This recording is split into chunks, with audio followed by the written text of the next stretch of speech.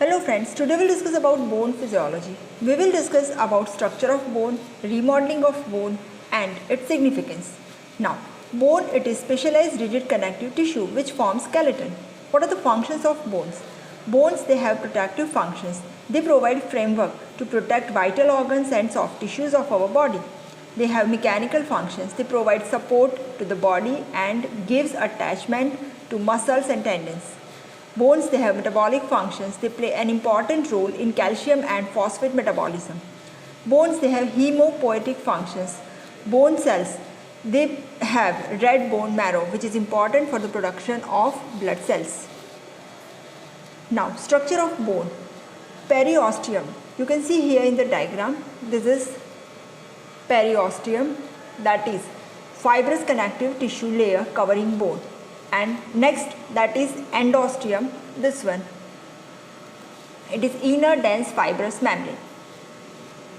Bone has got two layers in its structure, one that is outer compact bone and second that is inner or spongy bone. Now, starting with compact, or it is also known as outer or cortical bone, which is hard and dense, and it forms 80% of total bone. You can see here, this is compact part of the bone, this one. Functions, it has got mechanical functions and it provides protection. Now, composition of compact bone. Osteone or Haversian system, which is also known as collagen lamellae. Here it is cylindrical structure which is formed by concentric layers of collagen fibers. These are also known as Haversian lamellae. You can see here in this diagram, these are osteones or Haversian lamellae or collagen lamellae. And there is a canal which is present in the center of the osteone. You can see here, this is the canal which is known as Haversian canal, and it contains blood vessels, lymphatics and nerve fibers. This is again the diagram showing osteone or Haversian system. This Haversian canal, you can see in the longitudinal section, they run longitudinal axis in the long bones and they are connected with each other. You can see here, these are Haversian canals, they are connected with each other and the connection is through Walkman's canal. Now, another terminology, that is lacunae. You can see here, these are lacunae. So these lacunae, they are small cavities which are present in the Haversian system, and these lacunae, they contain osteocytes. Osteocytes are trapped in these lacunae, and these osteocytes, they send processes and they are connected with each other through these processes, and these processes are known as canaliculi. You can see here, this is lacunae containing osteocyte, and osteocyte is connected with the other one through canaliculi.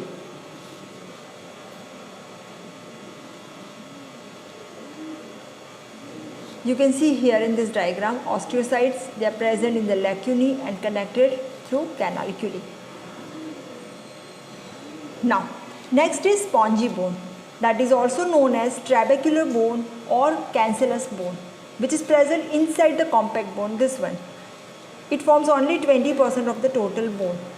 It is made up of bone spicules or trabeculae or plates, and these plates are separated by spaces. You can see here, spaces are there, and these spaces are filled with the bone marrow.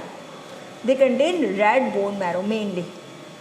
These trabeculae, they are thin and they consist of irregular lamellae of bone, and they also have lacunae, and as we have discussed, lacunae, they contain osteocytes.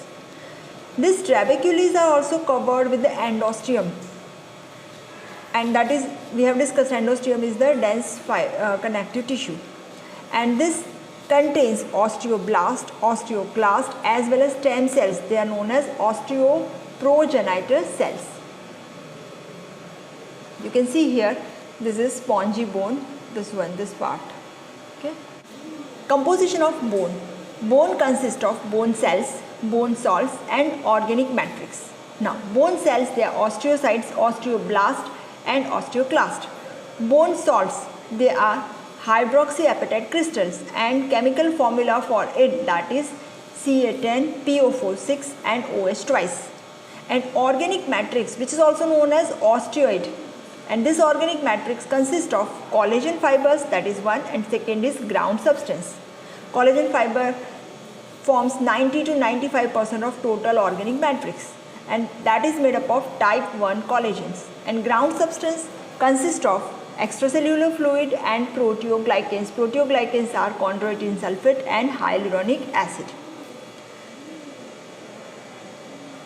We have discussed bone salts. They are calcium and phosphate in the form of hydroxyapatite crystals, and formula as we have discussed CA10, PO46, OH twice. And other minerals, they are also present in the bones. They are sodium, potassium, magnesium, carbonate also available. Now, bone cells. First we discuss about bone cells. Osteoblast. These are bone forming cells. This osteoblast, they are located on the outer surface of the bone, as well as they are located in the marrow cavity and in the epiphyseal plate where bone formation is continuous. They originate from primitive cells which are known as osteoprogenitor cells. These are nuclear cells. They synthesize and secrete collagen, and they form matrix around themselves, and ultimately they are calcified in this organic bone matrix. As well as they have also alkaline phosphatase activity, which is important for the calcification of bone. Fate of osteoblast. After taking part in the formation of bone, this osteoblast, they are differentiated and they form osteocytes, and these osteocytes are trapped inside the lacunae in the organic matrix. Now, what are the functions of osteoblast? Number one, that is they synthesis bone matrix. Mainly they secrete type 1 collagen, which is major part of bone matrix, as well as they also secrete certain proteins which are important part of the bone matrix, and the name of the protein is osteocalcin. Second, they also play an important role in the calcification of bone. For that, they have enzyme alkaline phosphatase, which is required for the deposition of calcium in the bone matrix.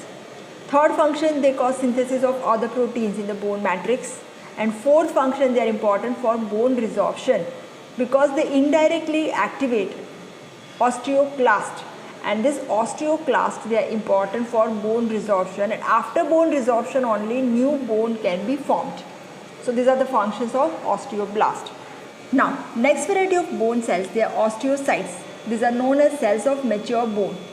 These are small, flattened as well as rounded cells. Bone cells, they are surrounded by matrix, calcified matrix. You can see here, these are present inside the calcified matrix. These are osteocytes. They are originated from mature osteoblast. These osteocytes, they are connected with each other through long protoplasmic processes. You can see here, these are long protoplasmic processes. And these processes, they form functional syncytium. And these osteocytes, they provide rapid as well as transient movement of calcium ions from bones to the extracellular fluid. And this is known as osteolytic activity, which is required for the bone resorption. Osteocyte activity is stimulated by parathyroid hormone. Now, osteocytes, as we have discussed, they are cells of mature bone. What are the functions? They maintain bone as a living tissue. They also maintain integrity of lacunae and canaliculi, and thus they open channel for the diffusion of nutrients. They also maintain exchange of calcium between bone and the extracellular fluid. Third variety of cells, they are osteoclast, which are known as bone removing cells. These are bone removing or bone destroying cells. These are giant phagocytic and multinucleated cells. They may have as many as 50 nuclei. They are active on less than 1% of the bone surface of an adult, and they are derived from monocyte or monocyte-like cells from the bone marrow. Their actions are slow but sustained, and they contain acid phosphatase, which is important for phagocytosis of bone, and presence of collagen breakdown products, pyridinolines in urine, that is an index for rate of resorption of bone. You can see here they are derived from hemopoietic stem cells through monocyte. You can see here monocytes, they form osteoclast. Functions, they are responsible for bone resorption during bone remodeling, and they release lysosomal enzymes for bone resorption. Bone remodeling. What is bone remodeling? It is the process of resorption of old bone, which is followed by formation of new bone, and that is in cyclic manner, that is continuous throughout our life. What is the phase? The cycle is of 100 days. Time of remodeling in the compact bone, that is 100 days, whereas in spongy bone it is 200 days. It has two phases, one that is resorption phase which takes only 10 days, whereas formation phase that takes about 90 days. It occurs in the bones which are weakened by fatigue, or they are under stress, mechanical stress, or because of disease. Now, starting with first phase, that is bone resorption. Here there is a role of osteoclast. This osteoclast, they are attached to the periosteal or endosteal surface of the bone through villi, and they release various substances. Which are the substances released by the osteoclast? That is collagenase, phosphatase, lysosomal enzymes, and certain acids like citric acid and lactic acid. Now, sequences of events during bone resorption. First phase, sequences of events during bone resorption. First of all, there is release of citric acid and lactic acid that results in acidification of the area. Second, lysosomal enzymes, they get activated. Mainly proteolytic enzymes, they are released from the lysosome. And these proteolytic enzymes, they digest or dissolve organic matrix. And acids, they cause dissolution of bone salts. Next, there is dissolution of hydroxyapatite crystals. And all this debris that is cleaned by macrophages. And after cleaning, there is formation of shallow cavity in the bone. You can see here, this is resorption process, this one, cavity is formed. Okay. Now, next is bone formation. Here there is role of osteoblast. Now, osteoblast, they form microfibrils. These microfibrils are few centimeter in length and they are about 15 to 30 nanometer in diameter.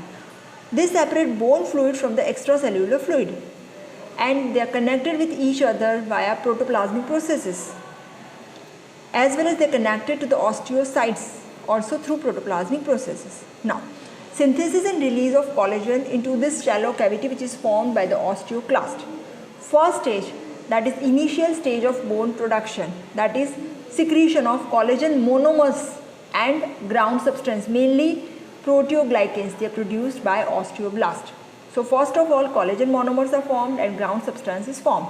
Second, this collagen monomers, they are polymerized to form collagen polymer and they form osteoid, that is bone matrix.